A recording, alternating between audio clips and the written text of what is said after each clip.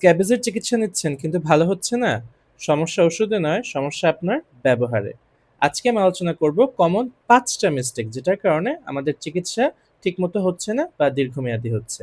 চলুন শুরু করা যাক। আমি ওষুধ নিয়ে কিচ্ছু বলব না। ওষুধ আপনারা আমার চেয়ে ভালো জানেন।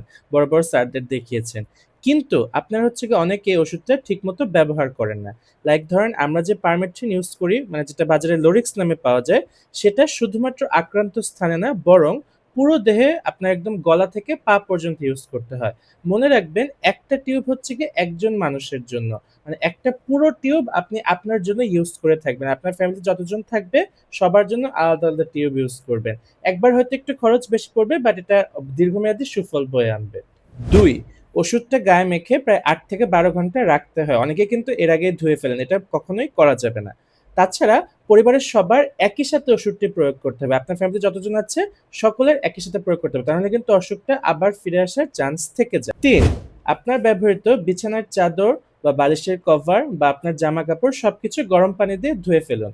তারপর রোদে শুকিয়ে প্রায় ৩ থেকে ৪ দিন পর আবার ব্যবহার করুন। স্ক্যাবেজের মাঝে মধ্যে ১ সপ্তাহ পর পুনরায় ওষুধ প্রয়োগ করার প্রয়োজন হয়। ডাক্তারের পরামর্শ মতো সেটা অবশ্যই প্রয়োগ করে থাকবেন। কখনোই ভাববেন না যে চুলকানি সেরে গেছে মানে অসুখটাও শেষ। অনেক সময় স্ক্যাবিজের যে জীবাণুটার কারণে স্ক্যাবিজটা হয় তার ডিমগুলো হচ্ছে গিয়ে রয়ে যায় সেখানে। ঠিক আছে? তো সেগুলো থেকে আবার অ্যাপিয়ার করতে পারে। মাঝে মধ্যে ২ থেকে ৩ সপ্তাহ ধরে স্ক্যাবিজের ট্রিটমেন্ট হয়ে এটা ঠিক হয়ে গেলেও চুলকানি থাকতে পারে। এটা আসলে অ্যালার্জিক কারণে হয়। এটাকে স্ক্যাবিজ ভেবে ভুল করা যাবে না।